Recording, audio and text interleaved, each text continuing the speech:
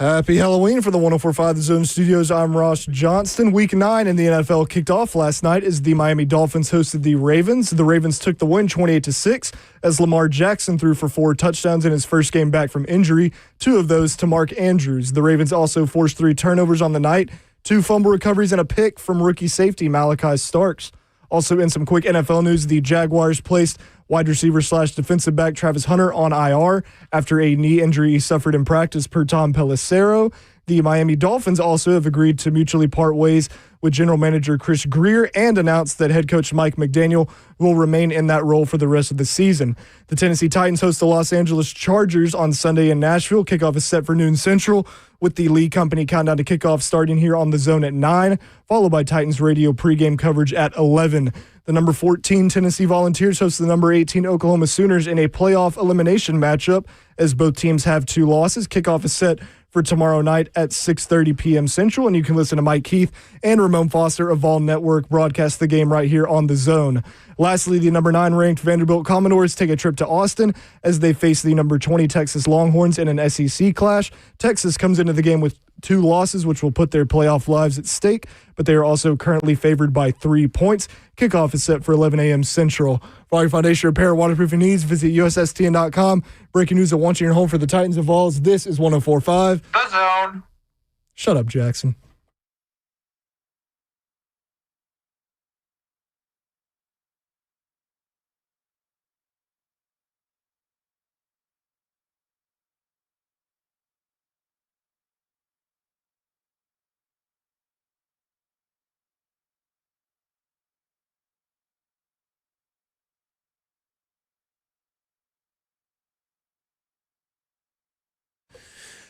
Cover 2 with Blaine Bishop and Zach Lyons here on 104.5 The Zone, powered by All 4 Seasons Garage Door. 615-737-1045 is the number. Let me start off the show with the reminder that candy corn is the worst Halloween candy ever invented, worst candy of all time. Just want to get that out there.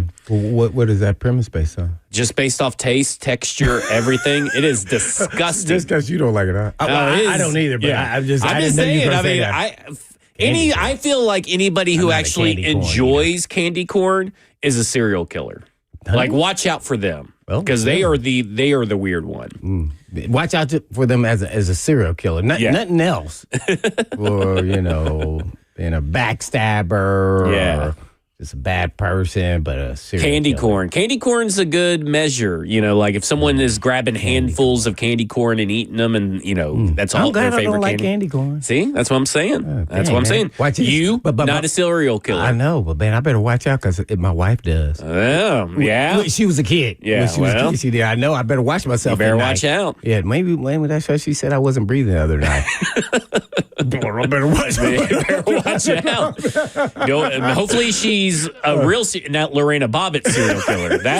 That's an old school reference for those that may not know who that is. I noticed that you were waking me up. Yeah. If you thought I wasn't breathing, what's going on here? Ross is wearing a costume today. For those that may have not seen it, he's not wearing it right now, but he does have a bag that he puts over his head, a brown paper bag that says "We Ass" on it with the Titans logo. So good for you. Yeah.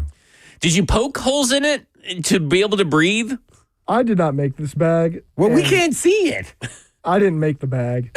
Who made the bag? Your mom? No, it was someone on the WTN, I think, had it. So I just borrowed it, and it's hard to breathe in. Oh, so we're talking about it, but nobody can see it. Can you give us a brief picture of it or tweet it out or something? Take a picture. Yeah, put it on the Cover 2 account. And all right, I'll put it on there. I took a selfie earlier. There you go. Oh, okay, cool. Yeah. Perfect. Yeah. Happy Halloween, everybody. There you go. Happy Halloween. It's spooky season. Stoney Keeley in the F&M Bank chat, Twitch or YouTube, Facebook Live says, I just ate some candy corn flavored cotton candy, and that's gross on gross. Gross on gross. Cotton candy, man. Cotton candy's good. I've had cotton candy in a minute. I like cotton candy, but I'm not a big flavor of cotton candy kind of guy. Yeah, I just every now and then, I was never a big candy guy. Even when I was a youngster, man. Like I'd get all that candy. It was all about collecting how much candy. Yeah. Then I would filter through just the candies that I liked. Yeah. I really, and then I just wasn't a kid. See, now kids, so we're getting a little off course here. That's when it's at its best. Yeah. The show. So last year, my wife was sick, so we just stayed up top, in our house. But we put down a table with candy, and I'd From eating candy. Yeah, I'd occasionally no candy corn. I occasionally check in on the Ring doorbell to see, how much candy's left. Oh, and these adults, grown men, would come in and grab 2 big handfuls to put it in their kids' bags. oh yeah. But like there are other kids who are, picking through the bowl and holding up the line. I'm just like, you just got to grab a handful and like you said, sort it out later. Yeah. That was the fun part about as a youngster. Yeah. What was your favorite candy there, Ross, back in the day? The king size, like Reese's peanut butter cups. Yeah. So good. Oh, the best. Yeah, that was. He went to the nice neighborhoods with the king size candy, I guess. Yeah, I didn't get the king size. So I bought candy yesterday, and I got home. I'm putting it in the bowl, preparing it and everything. Yeah. Of course, I have to sample a few. But no. I told my wife, I said, hey, about Halloween candy, but if you go somewhere, you may have to pick up chocolate because it doesn't seem like there's a lot of chocolate in these anymore.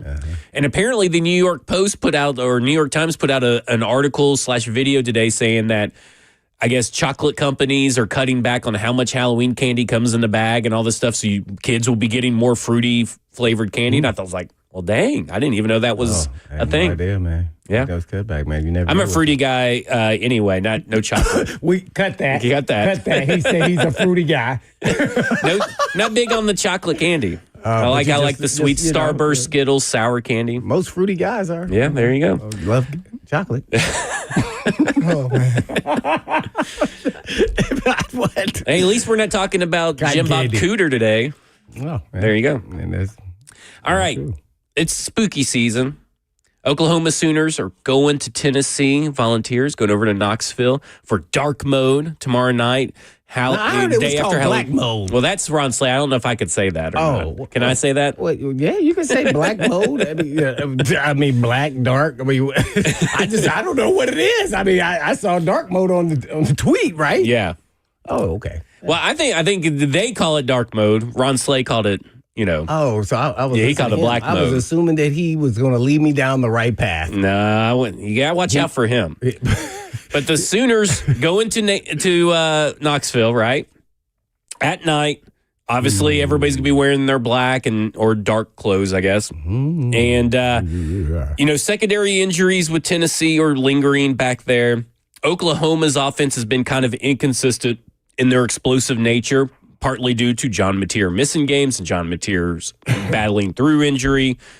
Which is going to give? Do you think that Oklahoma is going to have a sort of quote-unquote get-right game on offense against this Tennessee secondary? Or do you think the Tennessee secondary is going to show up against a hampered Oklahoma offense?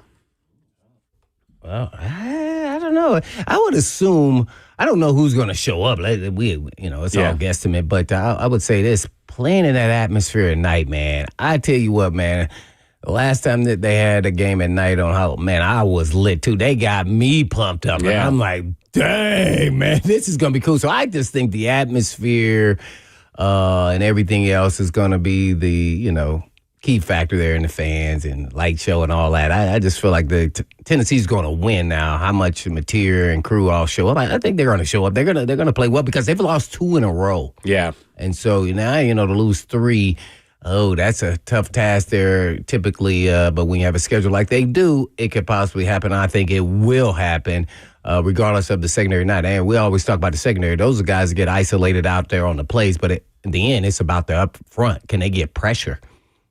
And if they can get pressure, then it's a different deal. And then their defense has kind of been opportunistic. So I would say Tennessee's going to get them. I think they're going to put up some points, though, even though, Oklahoma has a solid defense. I just think they're going to not be good enough right now. Tennessee is rolling. All 3 receivers, a quarterback, even a running game. So I just think I think it's going to be a high-scoring game, too, to a certain extent. I don't know. What is the spread? I know it's Tennessee. I think it was in 3, the 50s. But I mean, like how much? Yeah, total. 50s. Oh, well, maybe I'm too high.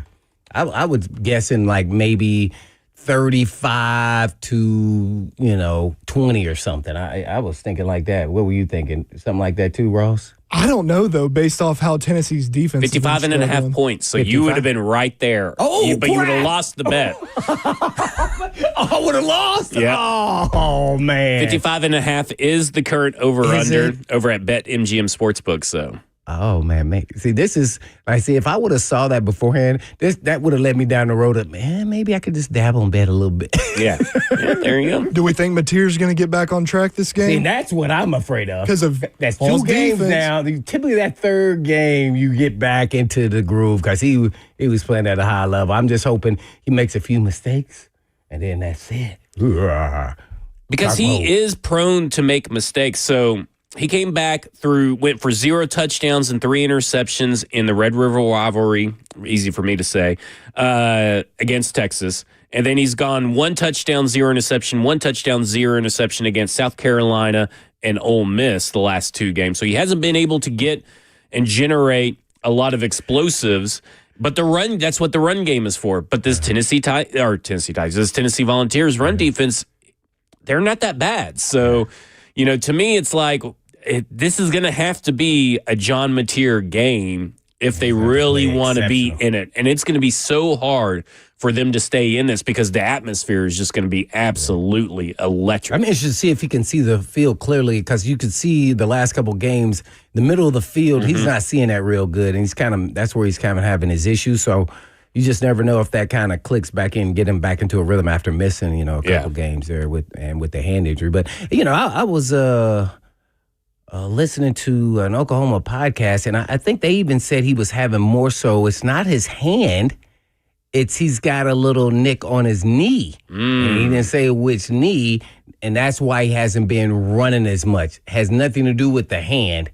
Has everything to do with maybe his knee is not feeling as confident as he wants to in it, and that's why he's not running as much. So I'm just wondering if his knee gets healthy enough where he feels comfortable to run. Because that's another little caveat that he brings to the table, which he is not doing as much since coming back from the hand injury. Yeah, I'm with you on that. Let's go to Luke in Hendersonville. Luke, you're on Blaine and Zach.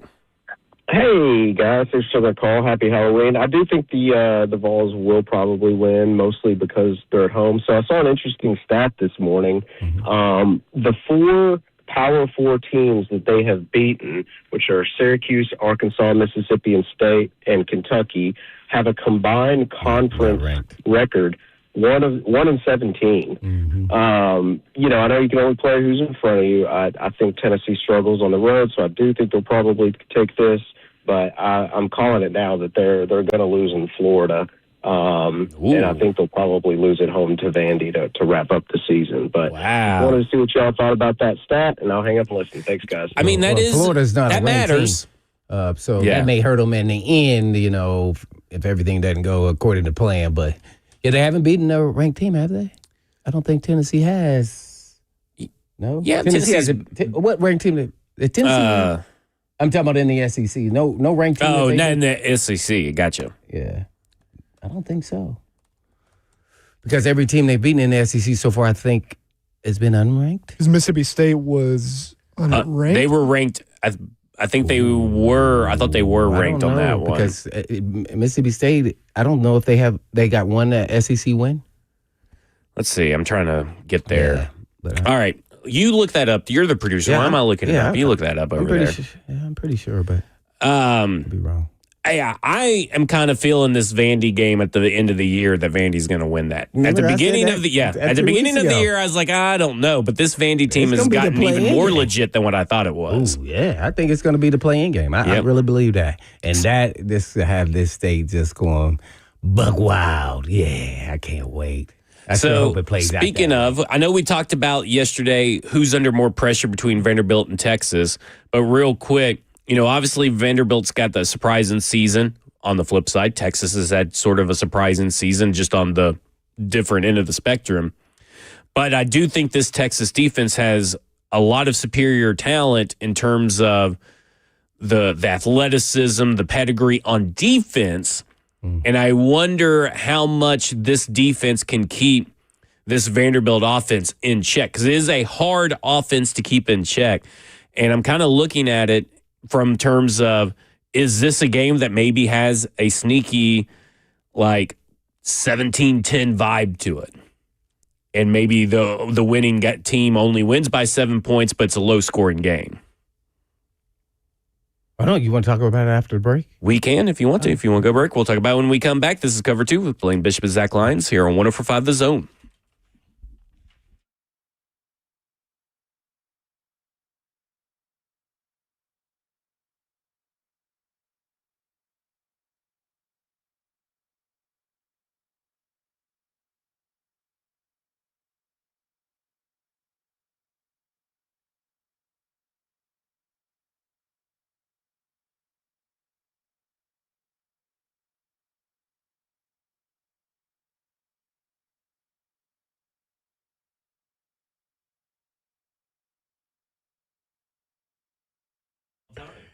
Legendary coach Lou Holtz once said, before people spend money, they ask 3 questions. Can I trust you? Are you committed to excellence? Do you care about me? Hey, friends, it's Blaine Bishop for Eurofix. And Eurofix has built its business on answering those 3 questions with a bold yes. So back in 1999, owner Aaron Stokes was by himself with 1-car garage in downtown Franklin. And a few months later, Aaron moved to his shop in a barn behind his house so he could stay close to his family while building his dream of offering the best service of European vehicles at below dealer pricing. Fast forward to today. That barn is long gone, and Eurofix is thriving with 5 locations all around the state of Tennessee, and Nashville, Franklin, Bellmead, Murfreesboro, Mount Juliet even, and more to come. All work performed comes with a 3-year, 36,000-mile nationwide warranty, plus a rental car is available with every appointment. So go ahead, ask yourself, can you trust us? Do we care, and are we committed to excellence? And I think you'll say yes when you see how we treat you as a customer. And all you have to do is just give them a call at 844-EUROFIX. That's right, 844-EUROFIX. Or you can go online and set up an appointment and book today at myEurofix.com. That's myEurofix.com.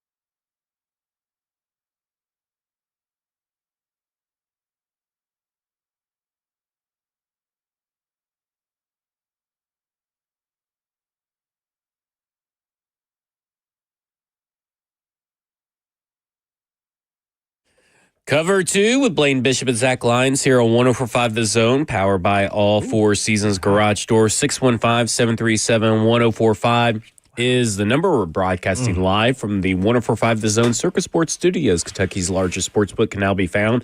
Circus Sports at Kentucky Downs. And Blaine, last year, Texas comes over here to Vanderbilt. 27-24 Texas. So close game.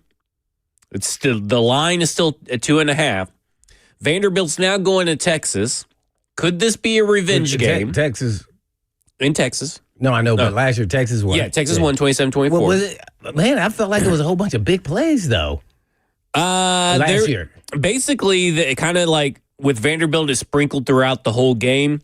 With Texas is like the first half, and then they went field goal. So 27-24. Yeah, I was there. Yeah. And then, so now, Vanderbilt's going to Texas. Okay, a little revenge maybe on their mind. Vanderbilt's feeling themselves this year. We know how good Vanderbilt's been.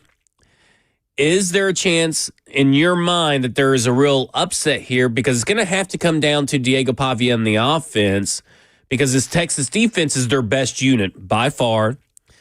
Can they get it done against this Texas defensive unit? Well, talent-wise, Vanderbilt, I don't care who all the transfers are, they're never going to match up that way. So, I don't like... they haven't matched up that way all season. They're still winning games. And that's why I say that, because it's about execution. It's about how they run their system. And it depends on if Texas has a great defensive game plan against that. I haven't seen anybody really stop what they do. You can say, no, it's it is actually their scheme and their system. It's tough to. That's going to be the hardest part to replace. Is like, okay, do you modify your offense because maybe the next quarterback isn't such a great runner and not dynamic and take risks like Pavia does in the passing game and buying time and running around circles and then throw it down the field. You go, don't throw that, and then boom, it's a great play. I think they absolutely can. Because it really seems like only Vanderbilt can beat Vanderbilt. And I think it's always about turnovers. Yeah, for them. I think with their style of play, it travels. They have a really good defense, and they have an offense that can run and throw. And Diego is kind of magical. Depends on if he kind of makes some mistakes along the way, then it'll make it much more difficult. But I think so. I think they have shown so much consistency throughout this season. I don't think there's a team that they can't beat, to be honest. And I think that's their mentality. Yeah, I think that's how they think. Yep, that's how they think. On road or at home, because their style of play travels. Yeah. In college, it feels like belief in each other means more than anything else. It means so much. And they got so much belief in themselves, and Texas is kind of in this weird state where they're not meeting their own expectations. No. Vanderbilt is by far exceeding them. Yeah. And I guess maybe we need to stop looking at, is this the week that Vanderbilt turns into Vanderbilt? Because maybe this is the real Vanderbilt, and we just all need to accept it in 2025. Now, we'll see what 2026 holds.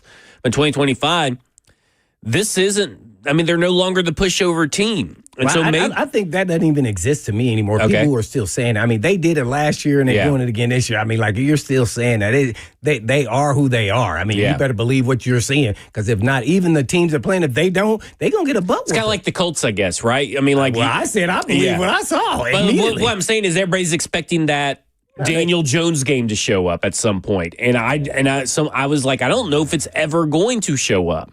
And you kind of say you're not going to have an average game or a bad throw here or there, but no, they are who they are this year. That's what I love about sports.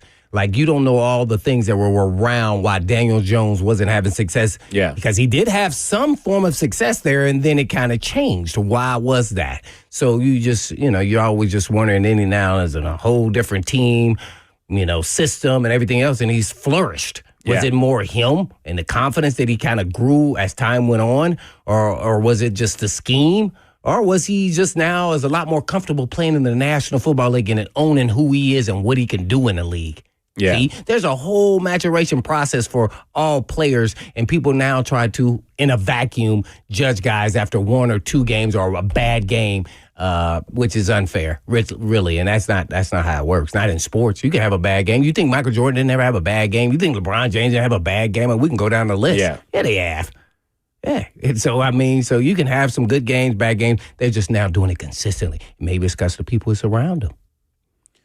That's true. You got a running back. Ooh, MVP. Yep. 3 legit receivers with a big, young tight end. Man, don't let us even talk about their offensive line. So I think Vanderbilt is built to travel, built to win on the road, even against better athletes like Texas may have in certain areas. Do you think it's better for Vanderbilt if Arch Manning plays or Caldwell plays? That's Do you think funny. it really even matters? I don't think it really matters to them. I mean, but Arch is playing bad right now, so I don't know much about the other kid besides seeing the highlight of him making that throw and drop it in the bucket. That was a beautiful pass, man. Maybe they should kind of let him play. I don't know. That's kind of it's hard for me even to say that about Arch Manning because he's consistently played bad. I mean, or average at best all season, which is just a shocker. So if they want to win this game, they may have to go that route. And here's the question: if you're Sark now. Because he's shown loyalty. We saw it last year with Quinn Ewers. Yeah. And I thought they should have put Archer.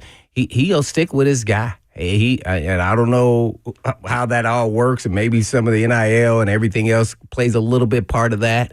But maybe the team psyche. So every team is different. But man, if he's hurt, boy, they sure aren't talking about it because Archer's not playing well. And then the offensive line's not playing well. So I think Vanderbilt's going to get after him. They better play better than they've played Texas, or they're going to get beat. Yeah. And I don't know if they will. I just don't know if they will. They've done it over them. They squeaked by, really, Kentucky. Kentucky statistically whooped that you-know-what. Yeah. I'm like, dang, they should have won this game. Yeah, see? That I didn't think I'd ever say that about a Texas team. Yeah. Just on the athletes alone that they have. It's just such a weird Texas team when you get down to it, and this is a Vanderbilt team that we kind of saw. Like in Texas, I want to feel like we don't know something, but I think Vanderbilt's going to get in. I think they. Well, I mean, it's going to be close regardless, right? I mean, 2.5 point spread currently on FanDuel. Watch this. Arch Manning, and it's a close game, or Diego. I'm taking Diego. Right. Without it's not even a hesitation. Yeah. Ross would have, even with his bag on his head. But what they're essentially telling you, it's a toss-up, right? Because, I mean, you usually get 3.5 points. At Texas. Yeah. Just think about that. That means Texas is losing. I mean, that's Vegas what it don't feels think so. like. Vegas don't think so. I can't wait. I'm watching. I'm tuning in. I'm all in. Okay, on that Texas fans. Okay, let me ask you this. Texas fans, they lose to Vanderbilt. Oh, and again, this ain't the same Vanderbilt by reputation, but it's still Texas versus Vanderbilt. You get what I'm saying? No, I got you. I mean, what does that are they putting Steve Sarkisian on notice, or are they how do they react and handle a loss to Vanderbilt? Because again, it's not a shame to lose if they do to them. lose, which I'm predicting they will. He just got to own up that they got their butts whooped and he didn't do a good job. Coaches and the players didn't play well. Yeah, he's gonna have to own up to that. Yeah, because that you're right. In Texas, that will not get old. Boy, you talking about somebody? I mean, they barely beat them last year, is what I'm saying too. And this is a better version of that Vanderbilt team. And then we'll then replay about him going to the Titans. Yeah, there you go. There you go.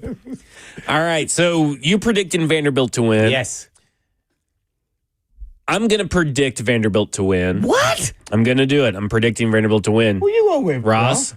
I'm going to predict Texas because I right. want Vandy to win. And if I pick Vandy, They bad won't luck. win. Yes. So Texas. That usually works with me too. Uh-oh. I was saying it because, if all three of us pick the same. Anchor down.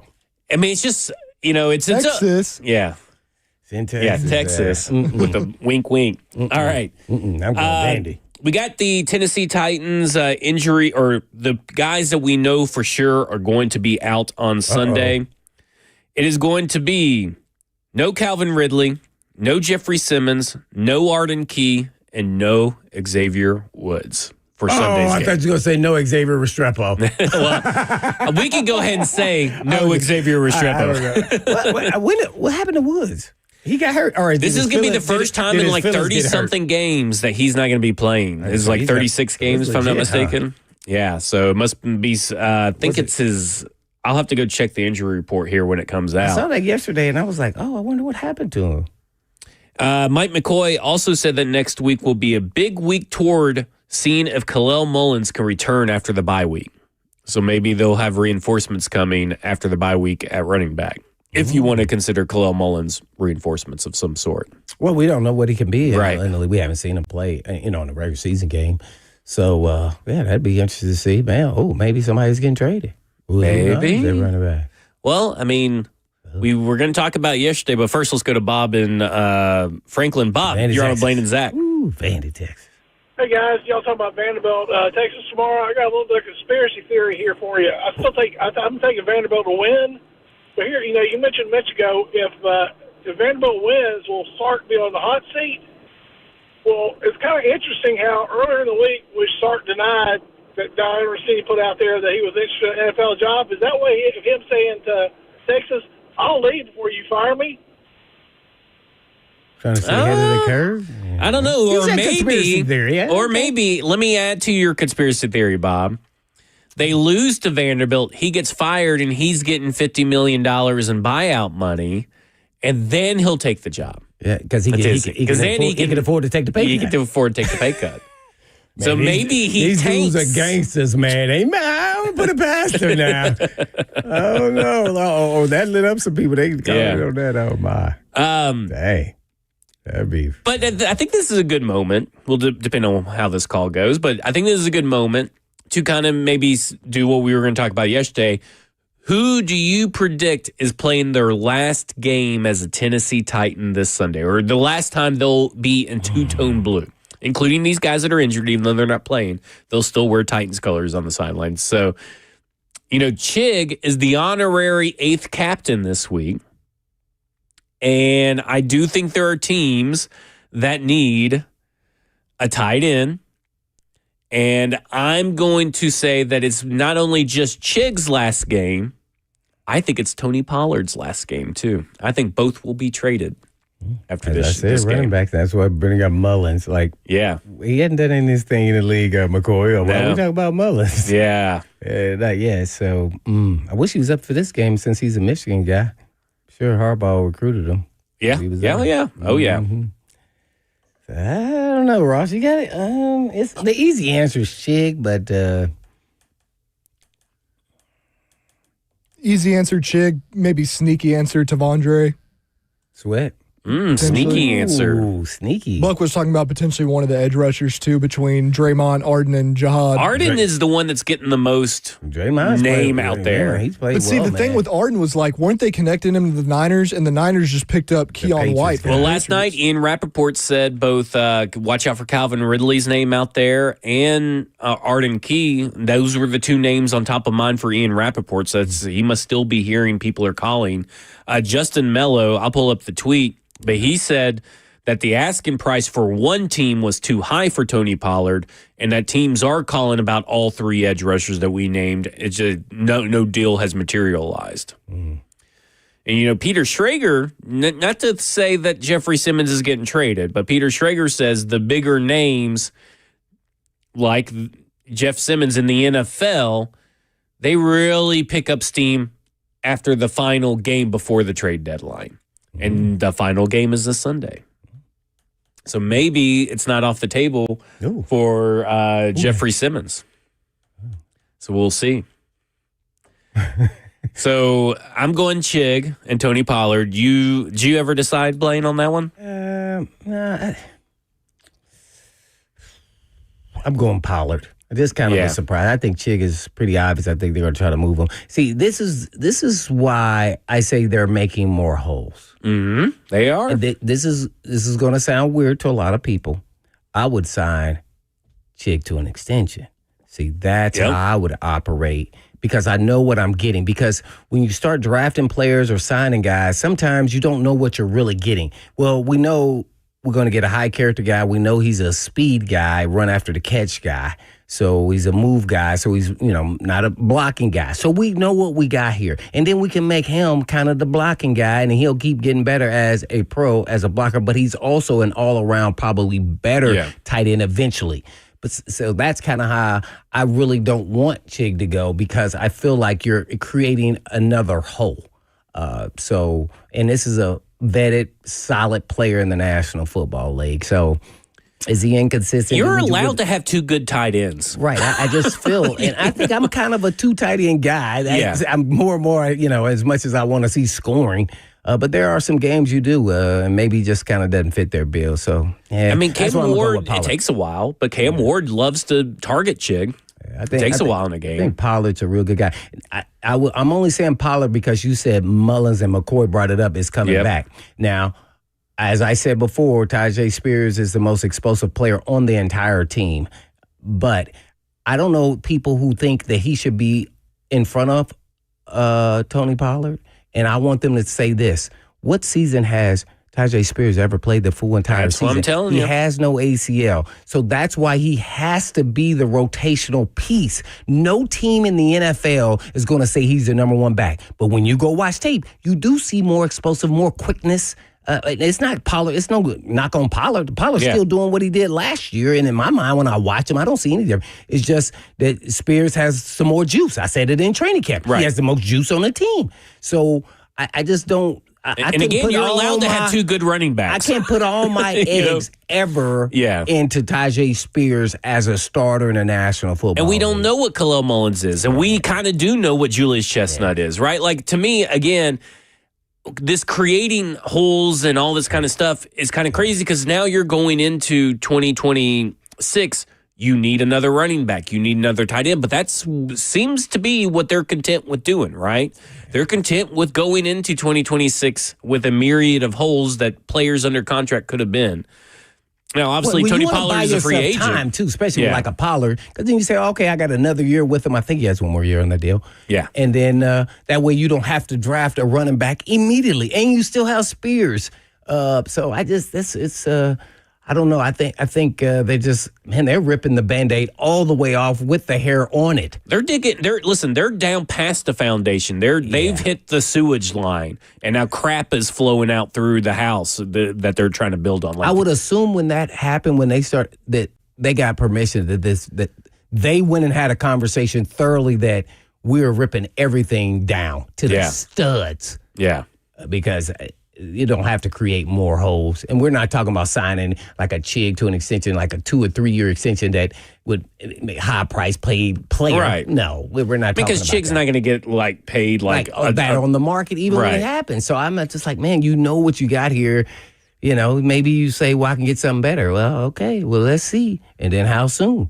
So you have to keep some veterans, some guys who have 4 years of playing experience to kind of be part of that foundation so you can get where you're trying to get to quicker. Because I go back and forth between this next head coaching candidate. Mm-hmm. Is it attractive to have a roster where you can at least be part of or have your voice heard to start it from the ground up? Or is this like, okay, I'm looking at this job. I have maybe 2 people at this moment that I can truly rely on to build around. And I don't know what else I'm going to do. Does it, I don't know if the blank slate actually makes it attractive or does it make it attractive? And I keep going back and forth on that question because I do see the logic in finding it attractive. Say I could bring in my guys, maybe I got some connections in free agency of guys I played with I could bring in, and boom, we can start strong building what I want. And we got the young pieces that I know that I already fit with or fit my philosophy and all that, or culture philosophy or whatever. But I can also see man, this is a lot of work. And am I even get the patience to go through this dreadful year? Right. As a coach, knowing the history that, quick trigger, that the coaches have had. So, and you're, as much as it's attractive, what if you get here and you don't like how Cam Ward is a gunslinger? What if that happens?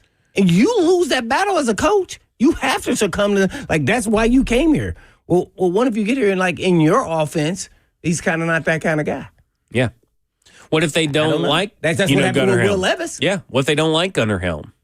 Right. See, what if they look at this roster and say we still need 2 more tight ends? No. Here's the kicker that would just destroy all. Oh no, we need a tackle. Yeah, I mean they could. They need an offensive tackle. They may not like Dan Moore. I was like, hey man, bye. Yeah, I mean, you don't know what people are going to assess this roster as at head coach because that's what they come in with in these interviews. They have their current roster. They know who's going to be free agents. They know the draft picks.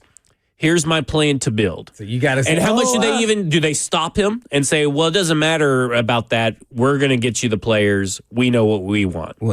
Yeah. And then you just coach. And you just coach. Mm-hmm. We don't know. We don't know. What veteran coach is going to what? Well, it gets a little bit more dire than that. Coming up in the next hour, Blaine, I may have talked myself out of Robert Saleh.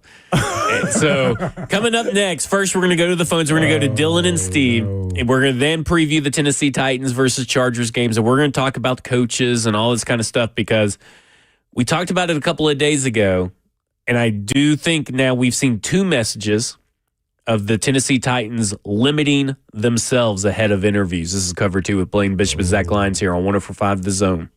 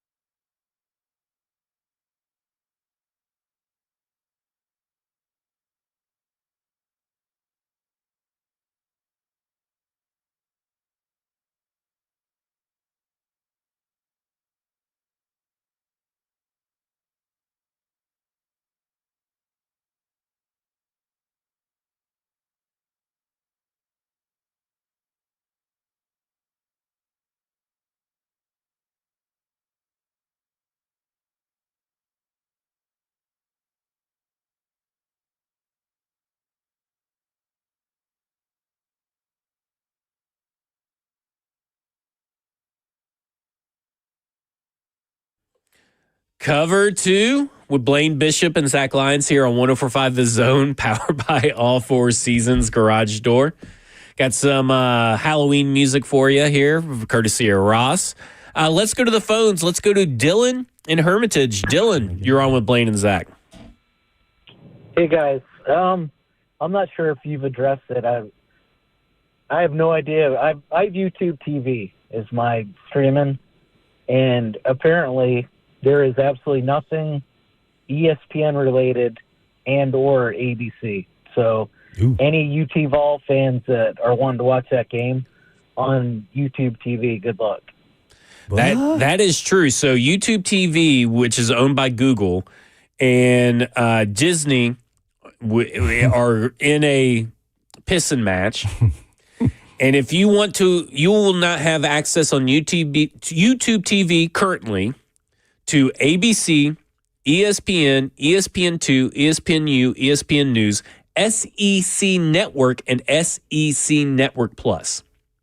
So you will not have any of those on YouTube TV.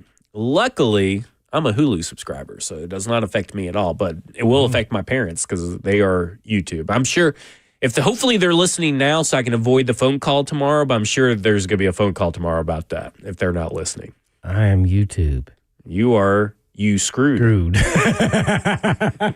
What are you, Ross? YouTube. What are you gonna? There's some secret, stations you can go watch the game. I'm sure. Oh, I'll find some. Also, like my Duke Blue Devils play Texas on Tuesday, college basketball game, There you go. season opener, and it's on ESPN. Basketball. The season's over this weekend. It starts Monday the 3rd. I think it's November 3rd, next Monday. Now, typically this happens in I bet tomorrow at like 10:30 a.m. Somebody it'll be will all cave. solved. Because they're surely they're not going to let actual sports not be played on YouTube TV. I got to look for a backup plan. Just in case. You do. But I'm just saying, normally these things at like the 11th hour get solved. So I wouldn't stress too much about it, but they have put out public statements that maybe this doesn't get solved by the time the games kick off, but I think it will be. I wouldn't stress too much right now. I miss dark mode. Yeah. Well, you may be missing dark mode. Oh, man. All right. Let's go to Steve. Steve, you're on with Blaine and Zach. Hey, guys. Thanks for taking my call again today. Zach, I'm going to try to answer two of your questions first. When you bring in the new coach, you let him have some control over the roster. That's what makes this job appealing. Secondly, there's only 32 of these in the United States. Secondly, these guys on our offensive linemen, none of those guys sucked in college. That's coaching, so that'll get fixed. Thirdly, we get rid of Jeffrey Simmons finally. I've been probably the only guy that said that for the last 2 years. You can go look it up. Plays an average of about 12 games a year. You get two good players for him, okay? Possibly players, possibly draft picks. I won't go right out and say it, but if I were them, I've told you guys before, I'd call the Philadelphia Eagles, see if we can get A.J. Brown back, trade him, get another player for him, but you got to get players that score points. We're not stopping anybody, nor have we stopped anybody this whole year. So you get rid of two things. He's not Aaron Donald. He's not the guy. When we look at him at the Titans, it's great. He's fantastic, but no. Look at the other players around the league. I might be able to get two or three good players for him. What do you think we got to give up to get AJ Brown? I think the Philadelphia Eagles are going to want to straight up trade AJ for Jeff. But I think as the Titans, you go, wait a minute, he's a little bit older. He's obviously, so I think you're going to get another player in there. And AJ Brown, let's look at it this way. Yeah, he's not the Michael Irvins or the guys you played against, Randy Moss. I want the ball, but he's pretty close. Yeah, but I want that right now. I want that guy on my team. I want him to say I want the ball. That also makes Calvin Ridley expendable. So I think there's two guys that go this weekend, and I hope there is. There you go. I personally do not think that A.J. Brown's coming back here. Oh, no, I don't either. Yeah. I think he was just using him for an example, but that was a good example. Naturally, everybody would get riled up about that. Here's the thing about the 1 of 32 job kind of deal. Real quick, though, I just want to say this. I don't know how feasible it is for, like, Ridley and the guys with the bigger contracts to be traded and be a caveat on another team. Like, oh, we got to pay this guy. I think he's old, like, 14 million or Well, 11 he million. won't have They can pay some of it. Yeah. The Titans can pay some of it. So here's the thing with that. So guaranteed money does not travel. Right. So That means that base means salary. that they could cut him after this year and not cost anything against the salary cap. But the But if Tennessee you know Titans, you're going to cut them, Yeah. then you must trade them. so that's why I do think. Well, I was talking about the acquiring team. But like you said, the Tennessee Titans could opt to pay for some of the salary, the base salary, to make it financially feasible for them to maybe keep Calvin Ridley through the remainder of his contract and get a higher draft pick. I'm Typically, also you pay. talking about trading. When they Yeah. trade him, they can still pay his salary. That's what I'm saying. That's what I'm saying too. And you do that. If you're the Tennessee Titans, try to get a higher draft pick. I will say this: I don't think that it's necessarily as easy as saying a new head coach automatically gets his say of players in this situation right now. We haven't heard them say that. No. We know the prior coach didn't have final say on the roster. We know that's in Mike Bergonzi's purview. He technically has final say, but we also know he has a boss ahead of him that can veto and overrule anything that he does. But they're in line, though. But they're aligned. Maybe he never uses it. We don't know. But there is that. Well, he we goes can't out guarantee before that they're going to take that away from Mike Bergonzi, the final control of the roster, and give it to the new head coach. I will say this. Does not mean that they won't listen, but if there's tiebreakers and all that kind of stuff, it's going to swing to the guy that has the power. Yeah. That's just how it rolls. Okay, so do you think they'll trade Simmons? I think What is he worth? Well, If he did. I think that there is. I know that they have been pretty clear that they are not trading Jeffrey Simmons, but I also remember a time when they were very clear they're not trading AJ Brown. You know what I'm saying? There are so many other examples I could use too for across the league, but that's the one that hits closest to the Tennessee Titans. So remember DeAndre Hopkins last year during the Buffalo Bills game where he mysteriously gets pulled and they're like, oh, that has nothing to do with him being traded or whatever. We expect him to be here. Then he gets traded. I do think that maybe after this game, I think between Sunday and Tuesday at the deadline, I think there will be a lot more chatter around Jeffrey Simmons than people think. Does not mean anything gets done, but I guarantee if the Tennessee Titans lose this game, again, and other teams lose a game or win a game and think they're only a Jeffrey Simmons away, I guarantee the phones will be lighting up. Doesn't mean a deal gets done, but I do think it's got a better shot at actually happening. Like if I were going to, most people probably would say 10% happen. I think it's closer to 50% that it happens. I think it's almost an even split because they would be silly not to if they got a good offer. If they got multiple draft picks offered for Jeffrey Simmons, you'd be silly not to do it. No, I'm good You with have to that. at least have a fifth. Like I said last week. A fifth? Yeah. I'm sorry. Sorry. Sorry. A first. A first. Okay. You at least have to have a first. We were about to have the phone lines light up for that one. I was about to get real nervous. We were going to get real nervous. Like last week, I wouldn't trade Jeffrey. Last week, I said Jeffrey Simmons was a first, a second, and a future second is how I would do it. A first, a second, this year's draft, and a future second. That's what I said last year. A lot of people would say I'm not trading Jeffrey Simmons for anything short of 2 firsts and a player. But I don't want the player. I'd rather have the first, second, and the other second, unless there's a good player on the table. What about first and a third? Would you take a deal? Or you walking? That's tough.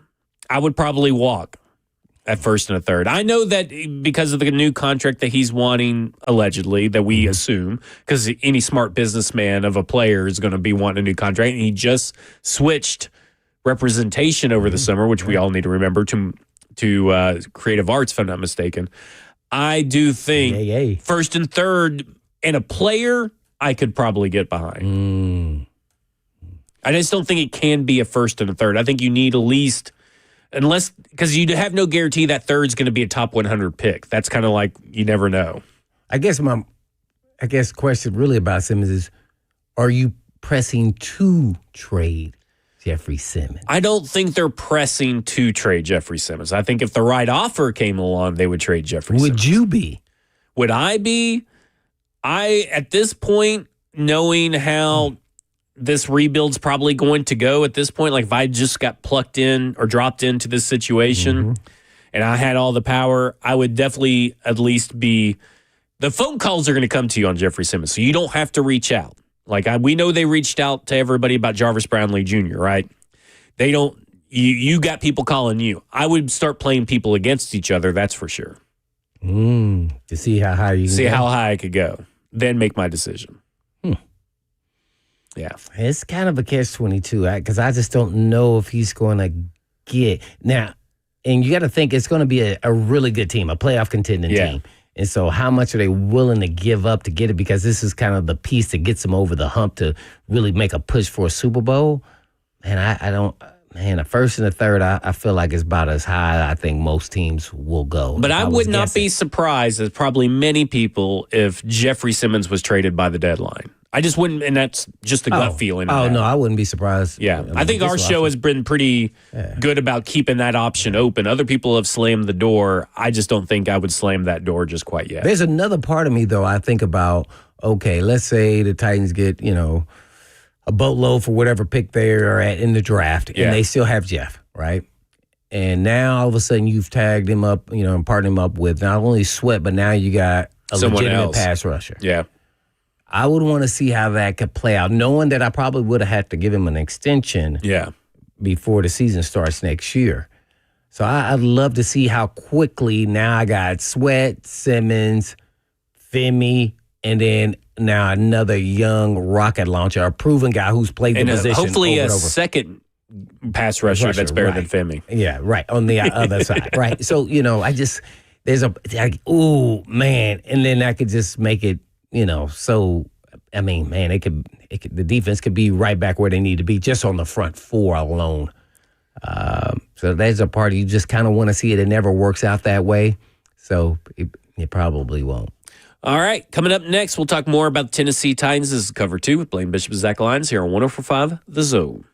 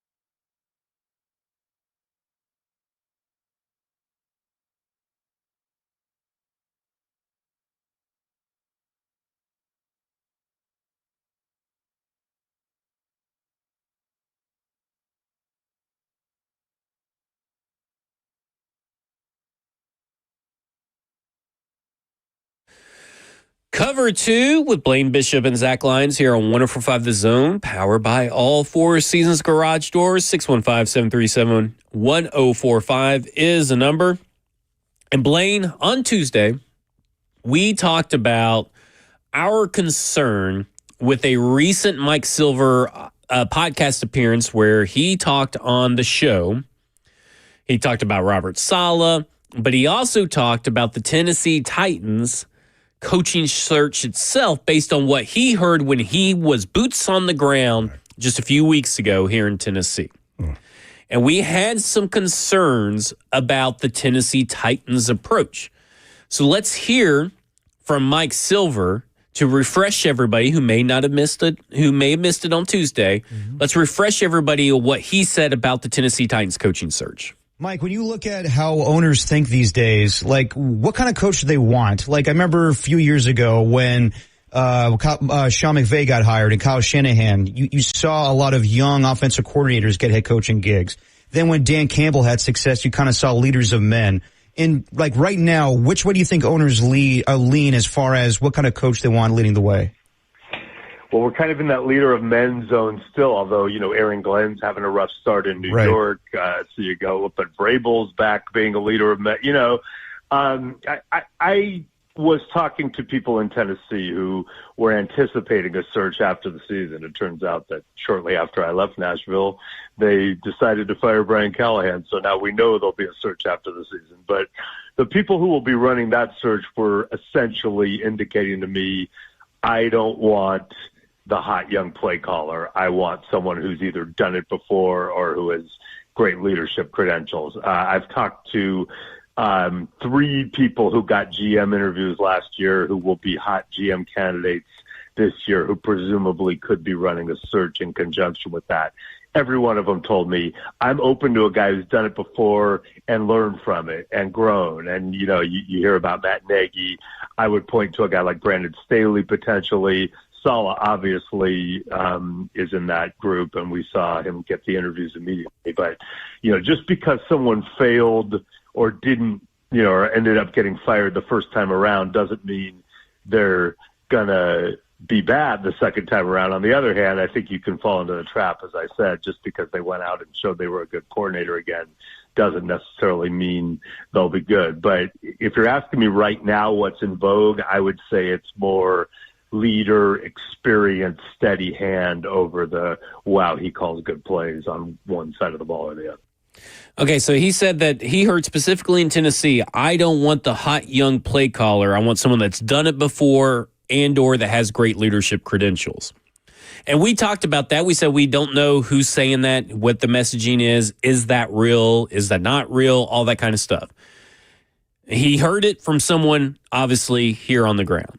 So here's the next layer of it, is that Easton himself wrote about this in an article recently, and he himself has heard it from the Tennessee Titans. And this is what he had to say in this article over at A to Z Sports Nashville. The Titans search party has done research on this, and they know what's historically true.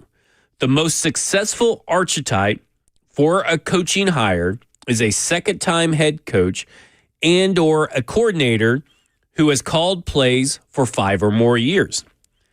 I read that this morning, and that didn't pass the sniff test for me. And so I know you dug. You went and dug deep. I know you because did. Here's the thing, and there's a key word in that paragraph, historically. Oh. Or how far are you going back? Now, the article doesn't say, but that would be the first question I would ask them. How far is your data going back? Because I'll be quite honest. As much as I'm a data guy, Blaine, going back to the 60s, the 70s, the 80s and 90s, and even the 2000s, early aughts, doesn't really give you a clear picture of what's successful in the NFL today. Because today we have seen those two things are not a necessity. Now, it is and/or, right? So you can either be a second-time head coach and a 5 years of play calling experience, or you could be either or.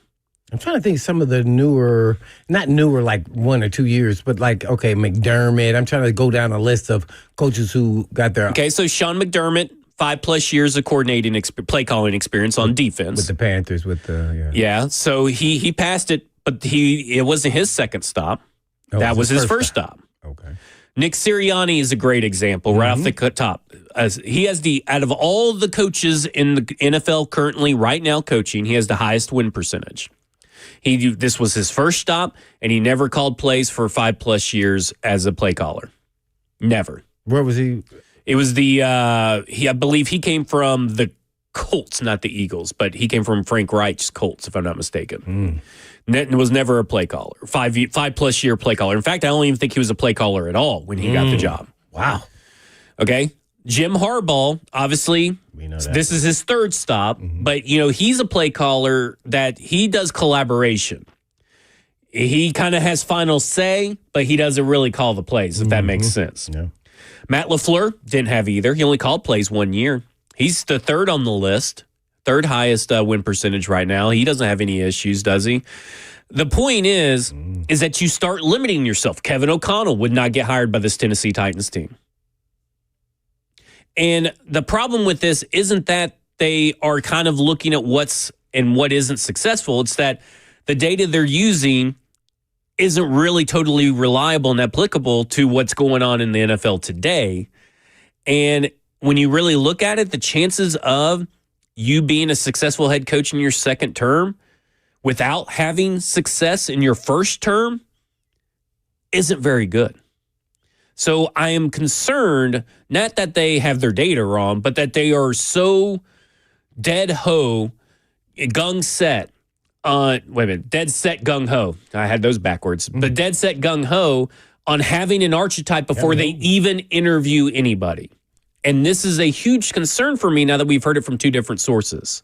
Or two different people. They got the data wrong. That's what concerns me. That wrong? You sure? Are we fact checking all this stuff? Man. Well, see, that's the thing is like if they're going historical, like let's look at Pete Carroll's an example, right? I'm going now. I'm getting nervous that Eddie George is right. Well, look at Pete Carroll. 10 years. Oh man. So look, follow me here real quick. Pete Carroll was better in his second stint as head coach. Oh, yeah. I played against him when he was at the Jets. Yeah, so Jets to New England. It does not include Seattle. And New England. He was better from the Jets to New England.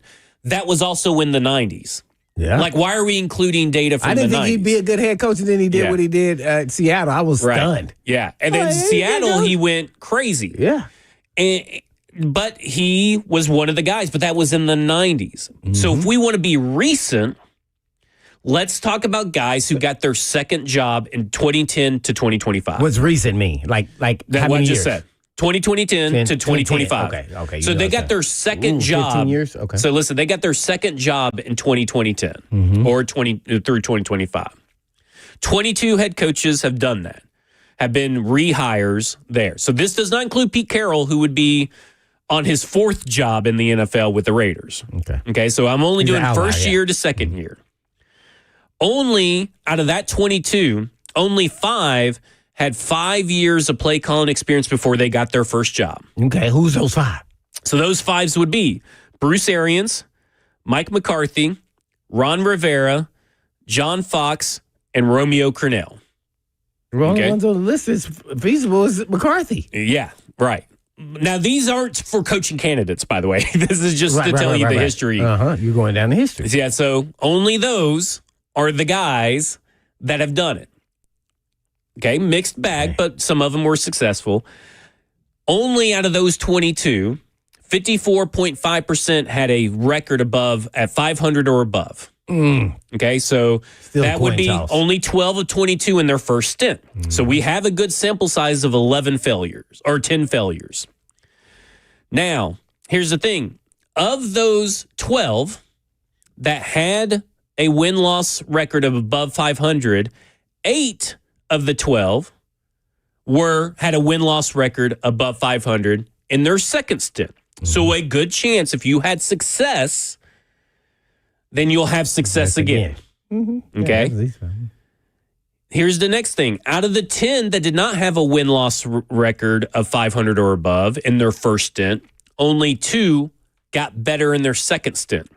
Jack Del Rio with the Raiders and Todd Bowles with the Buccaneers. Mm-hmm. That's 20%. So if you're a failure in your first one, you guess what? You're more than likely going to be a failure in your second one.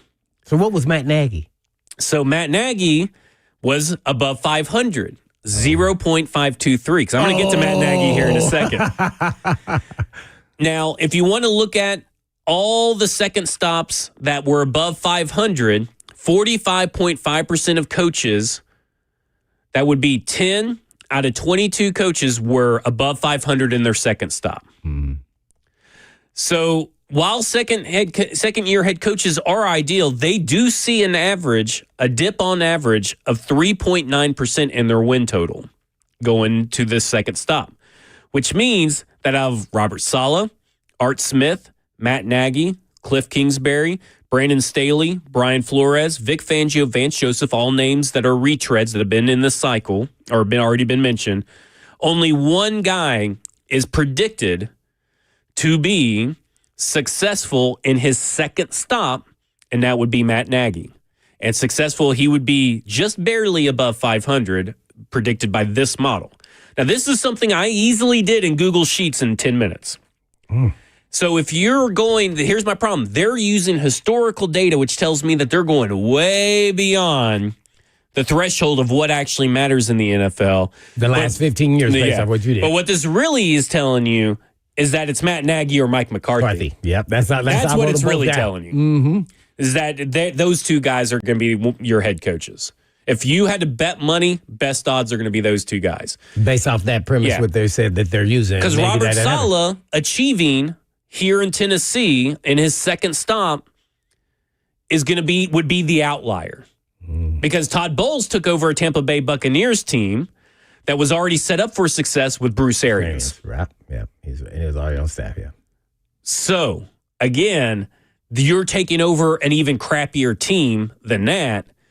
And I think to expect success, and you know me, guys, I was a huge Robert Saleh fan, but based on their criteria that they set out between Mike Silver and this, it's telling you right now, it's Matt Nagy or Mike McCarthy. Where was Dan Quinn in this? So Dan Quinn he's more successful currently, but you know that he wasn't a play caller for 5+ years. Oh, he was. Before he got his first job. But it says or head coach, though. Yeah, right? Or head coach, and he's more successful. So Dan Quinn would fall into that. So he follows at least one of those. But he was also above 500 all the way in Atlanta. So he had success in Atlanta. And that's the thing. Robert Saleh did not have success with the Jets. Extenuating circumstances, obviously, but those circumstances aren't that much better over here. Art Smith, same thing. Yeah, 7-10. Yep. 3 years in a row. Yeah, 3 years in a row. But do you expect him to be 7-10 right out the gate here? No, I expect him to be 10-7. There you go. Yeah.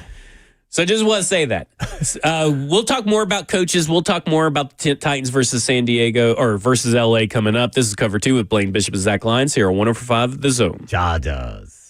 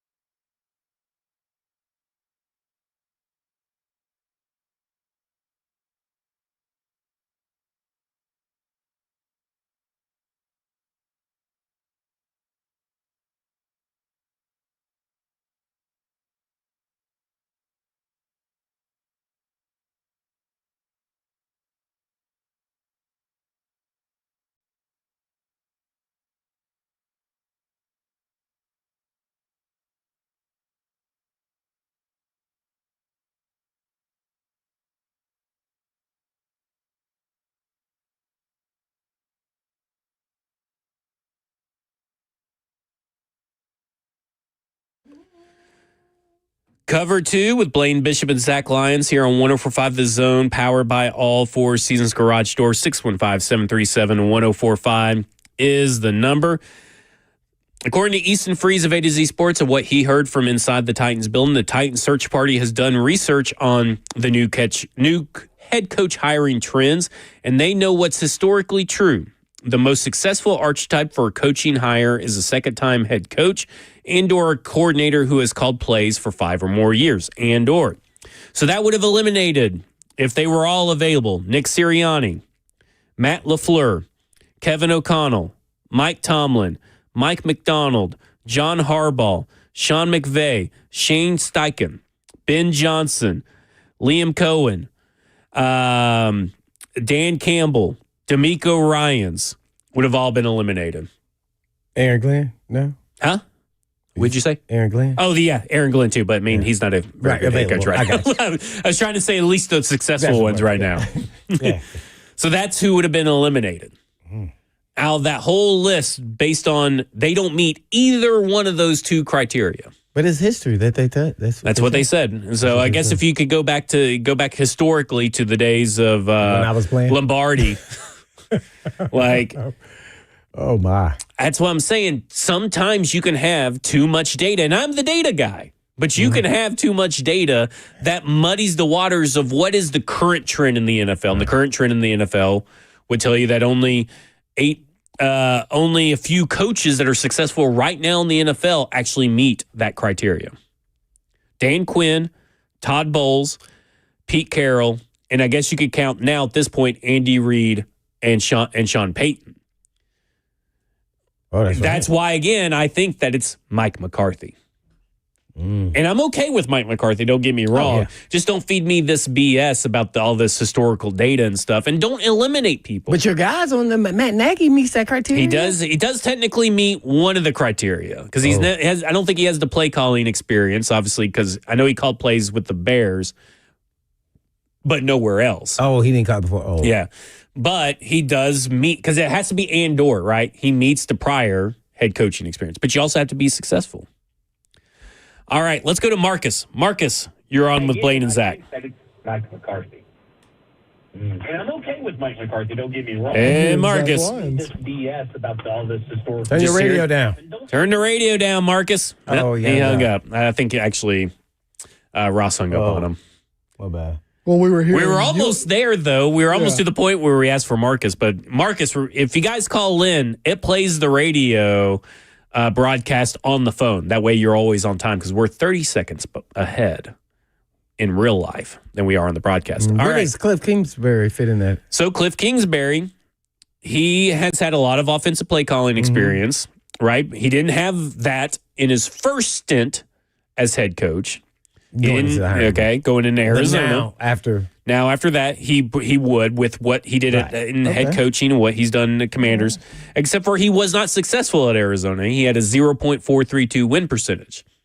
And as we know, the chances of him being successful in year 2 are not in his favor. As only he would fall in the category where only 20% of those head coaches make it the next time. And let's not forget, as Dixie points out in the F&M Bank chat, Twitch, Twitter, YouTube, Facebook Live, Cliff Kingsbury also had losing records as a college head coach too. So losing win percentage as a head coach in college, losing win percentage as a head coach in the NFL. I get it. Attractive name. But if you're the Tennessee Titans, and if you're fans of the Tennessee Titans, haven't we learned we're never going to get the outlier in these situations? We're never going to get the Cliff Kingsbury that turns into Todd Bowles here at Tennessee.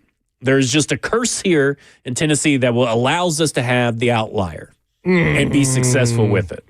Oh. It just feels that way. So I just want to say, again, Cliff Kingsbury is also stepping into a worse situation than what Todd Bowles did at Tampa Bay. So again, Todd Bowles is a huge outlier when you look at the data, when you look at the recent trends. That matters. This matters, I think. Cliff's offense works in the league, though, right? Huh?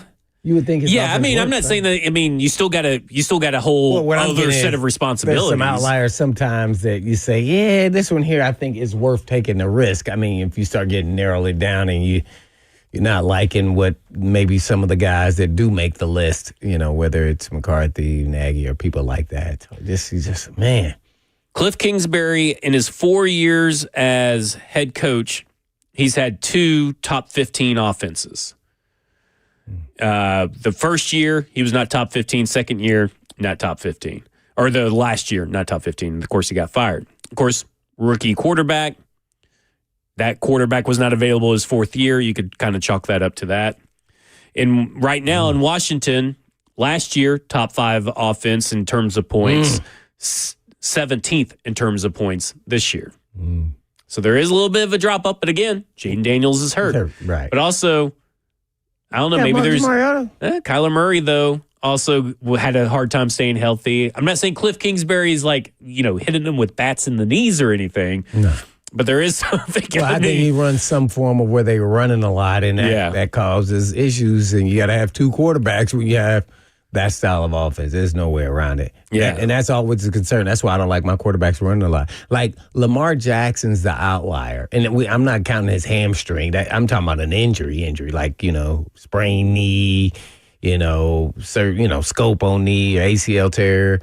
And so, those guys running around the NFL is much more physical than college. And, boy, I just don't think quarterbacks can take that kind of hitting. Yeah, let's go to the phones real quick. Let's go to Sandy. Sandy, you're on Blaine and Zach. Hi, gentlemen. I have a question for Blaine, if I may. I'm going to kind of put him on the spot. If I were to throw out a name that has instant notification, I think has the bona fides, how about Eddie George for your head coach? And I'll hang up and listen to Blaine's comments. There you go. Yeah, Sandy. Well, I know you're not listening every day. I mentioned him as a kind of a curveball, outside the box thought a couple weeks ago, just because of his leadership skills. You got to have some experienced OCs and DCs around him so he can grow into the position. But, I think there's a shot I think that I could roll the dice if I got in a situation where I wasn't comfortable in any way and I knew I could have these maybe experienced guys beside him. Yeah. There you go. Let's go to Oleg in Nashville. Oleg, you're on with Blaine and Zach. Hey, guys, how are you? Doing good. How are you? What's up, Oleg? Hey, Blaine, it's Oleg. What's going on, buddy? Hey, man. I hear you guys talking about this, what the criteria they set for the coaches. And, it seems to me that, they're looking for somebody to come in and change the organization where that's really not his job. He's got to be qualified and all the people above should be the ones to determine the kind of direction for organization. So, we're talking about Brinkers and all these people, and, we don't have that at Titans. So I just wanted to hear from you, Blaine, what your thoughts are on that. Thanks. Well, I didn't understand this question. I guess I kind of didn't really track what the question was. I mean, because we've been talking about, them setting this criteria, and we've talked about, you and me, that this criteria could be too restrictive. Yeah. Well, I said before that I would open it up. I'd never like to. It's just a philosophy. That's not to say that I wouldn't close it down in after I kind of start having the interviews. But, just never know. Because someone with leadership skills will set you on fire when you're sitting there listening to him. And you just can't say, well, he has no experience.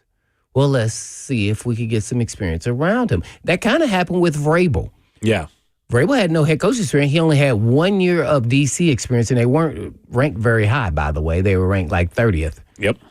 So they said, well, if we're going to do this, we like his leadership skills. So then they asked him, would LaFleur be a good OC opposite him because he had no play calling experience, right? And so then they matched them together. So you bring in Dean Pease and all that kind of stuff with some experience on the defensive side. So it was just it was a good setup and matchup, and then Vrabel grew into the position as we know him today. But that first year, and even going into that second year, he still had some some growing to do as far as, calling, when they should go for it or not. He was like, we're going to go for it every time. And I think, no, he said that in his second or third year. And I was like, man, you can't say you're going to go for it every time. I get he was trying to build this mentality of tough, and we're going to go for him and bust him in the mouth. And LaFleur was here 1 year, and then boom, he goes to a historic organization like Green Bay, and now the sky's the limit with 1 year experience. So it's just hard to tell. So I would never just narrow it down. Yep. I would want that data but I don't want it to scar me in that I'm only going down that road. Well, it also creates these. I don't want these barriers. It creates this bias where you may be sitting in front of a guy like Jesse Minter, for example, who doesn't check either one of these boxes. And it may be harder for him, for whatever reason, to convince you to go against the data because you have this preconceived bias. Yep. And you may miss out on a candidate. You would have missed out on Sean McVay. More than likely. Now, maybe Sean McVay just wowed, his personality just wows and all that kind of stuff. But also, you have to understand that you can't go in with preconceived biases because that makes it harder for the guy that doesn't check those boxes. And you have to interview everybody and cast a wide net because this hire is so important. Let's go to Nick in Murfreesboro. But you do want some checks and balances to make sure you don't, You don't want to go crazy. Yeah. But, it feels like to me this feels more Bible than guidelines right now. Let's go to Nick in Murfreesboro. Hey, what's going on, guys? Love listening to you guys' show every day. I have a quick hit. I think if you look at San Francisco, Robert Saleh is sitting out there, and he was a great head coach. With New York out in the Jets, but nobody does it. The Jets. Bring him in, great guy, culture setter, strong personality. And then when Miami pulls the plug on Mike McDaniel, you get him to be your OC to work with Cam, get the offense going, defense going. I think that could work, guys. I think there is a chance it could work. I'm just saying that based on the information that they gave us, it would not work. Well, they wouldn't hire him. They wouldn't hire him. They would actually hire him because he fits at least the second-time head coach. Oh, yeah. So, but he definitely because you don't have to be time. successful. They never sit. Now, this is a clarification point. It never says a prior successful head coach. It just says second-year head coach. So that we may be missing context from their data. You get what I'm saying? We may not have all the data to us, but based off what was written, this is what we got to go off of. So that's just my concern. Let's get Jackie in Nashville. That was your idea, Saleh and the McDaniel matchup. Yeah, I still am kind of there. Jackie, you're on with Blaine and Zach. Jackie! All right, Jackie. Sorry I had to let you go. All right. Before we go to the Lions Den best bets, do you give the Titans any kind of chance to win this game on Sunday? Oh, I give the Titans a chance every time. And I only say that. It's not even just the Titans. It's just the NFL is a weird deal. And I say that honestly. But they are so, beaten down with injuries and guys. Probably not. I would say it's probably a 10% chance. Yeah, I'd go a little bit lower. I'd say 1% chance. What about you? 5. 5. Okay, Happy so medium. we split it. Happy medium, 1, 5, 10. I would love for Tennessee to kind of, because this is a team going from the West Coast all the way over here. Mm-hmm. This is a team that their best running back is Kamani Vidal, and I know he's put together 2 good back-to-back games, and this is a weakened run defense, but you never know. Maybe you could stop the run game. We'll see. I don't know. It's not the most important game on their schedule. Yeah, either. maybe they just kind of sleepwalk through it. I don't know. Jim Harbaugh team sleepwalking doesn't really make a lot of sense, but somebody's not sleepwalking is Brian Kelly. Would you go Brian Kelly? No. I knew I'd get that. No. Brian Kelly, Tommy Reese, they could go party somewhere else together. All right. Oh, man. Coming up next, Lions Den best bets. Let's make some money. This is cover 2 with Blaine Bishop and Zach Lyons here on 104.5 The Zone. Give me my money.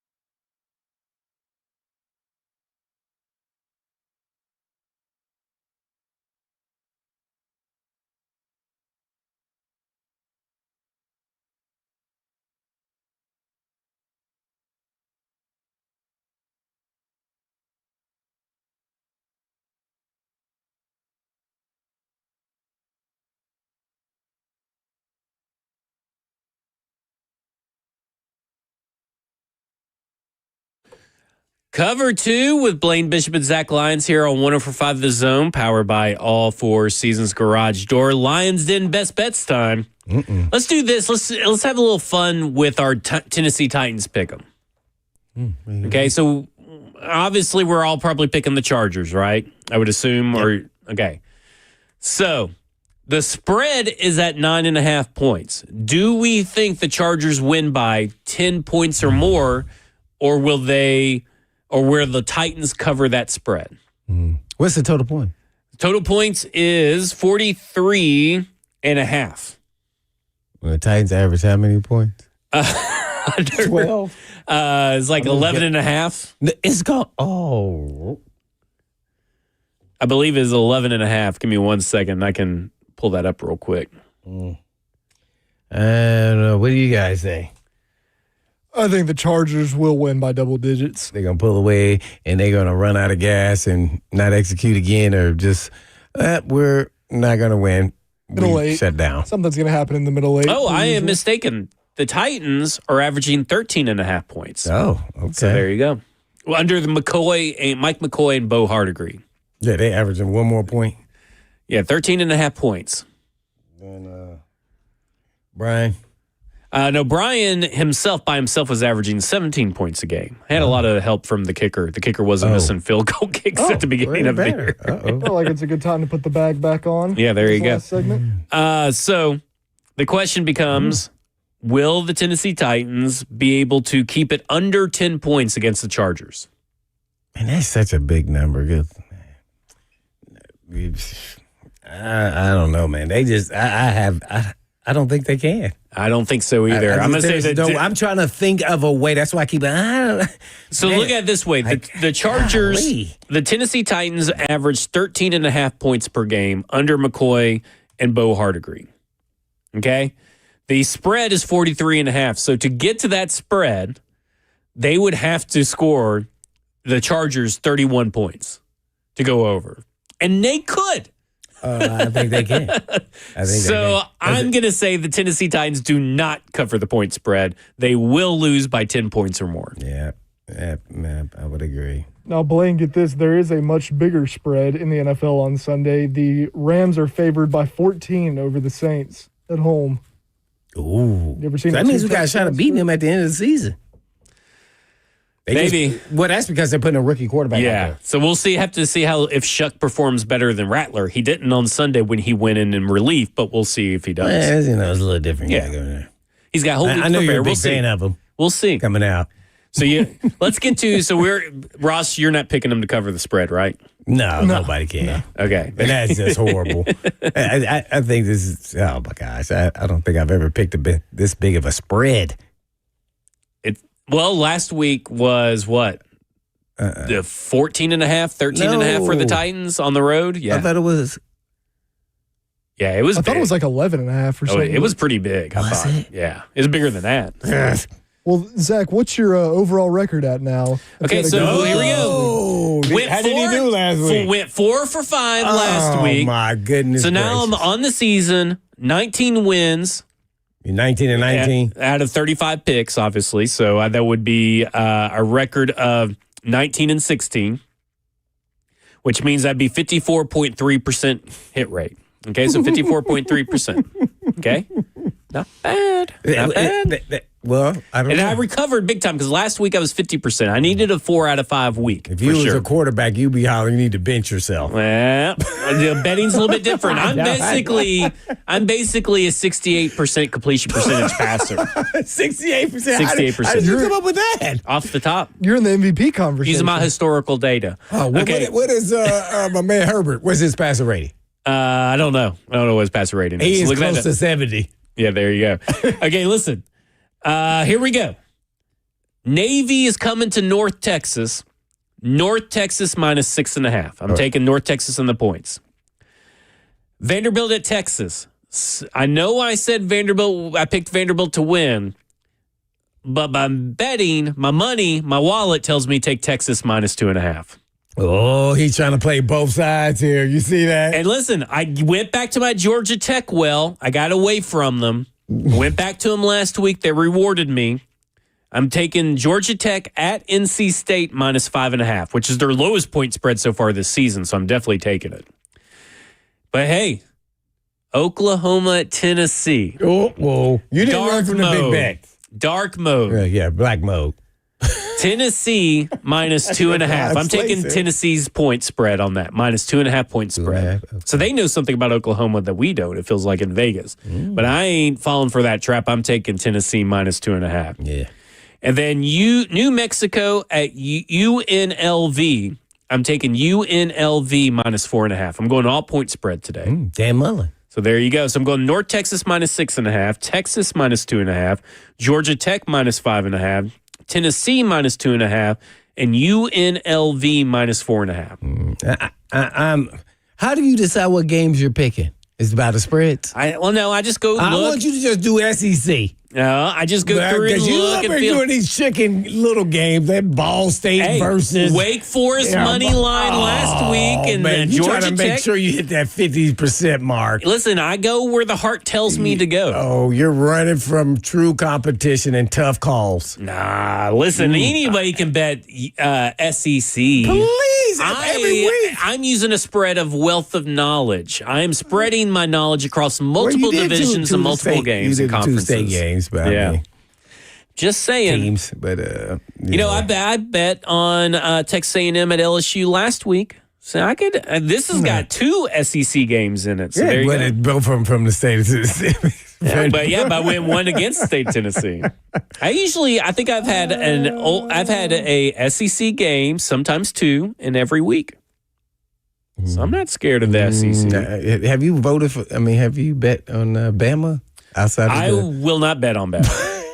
No, that's smart. I'm with him on that. Well, technically, the only time I bet on Bama was to curse Vanderbilt at halftime. Yeah. But that was not in one of my bets. But I have bet on Memphis. So there you go. No, you lost a couple of those. Well, I won one, lost the other one. So, yeah. I'm probably staying away from Memphis from here on in. They're unpredictable. They beat a big-time opponent. Didn't they beat South Florida or somebody? They were ranked. What? Didn't they beat South Florida? Yeah, they did last week. Yeah. I wish I would have bet money on that money line. I almost did. Can you take a Memphis future to make the college football playoffs right now? Ooh, I don't know. I'll have to go check. I have to check on that. Ooh, the future could get spicy. So if you guys want to make money, went 4 for 5 last week. I've only had 2 bad weeks out of the 7 weeks of bet. If you want to have a 50% chance of winning, go 50% chance is better than 0% chance. Yeah, it is. There you go. It's always 50%. It's either you win or you don't. Yep. Yeah. See this coin right here? It's all a coin flip. Just do a coin flip. Heads or tails? Tails never fails. What did you get? Heads. Because I was supposed to pick it up and then turn it on the heads. Then I win. Someone's calling me a homer. I'm a Vandy hater, and I don't think they know that I'm not a University of Tennessee fan. I'm a noted Alabama fan. So. Yeah. That I was always cause Tails as a captain. There you go. I always cause Tails. I like it. If I didn't... what was your hit rate on coin tosses? Oh, I was like 90. Yeah? I think I only lost one time. And maybe Bruce got so mad. He was like, you can't just call Tails every time. I was like, yes, I can. Yeah, it works. It works. Until it doesn't. Yep. I said, so next time you can call it. All right, that will do it for us. Both of us will see you for the pregame show at Nissan Stadium for the Lee Company Countdown to Kickoff. It'll be me, Blaine, and Buck this Sunday from 9 to 11. Other than that, 3HL's up next. This is Cover 2 with Blaine Bishop and Zach Lyons right here on 105 The Zone. And in the meantime... And in between time, peace.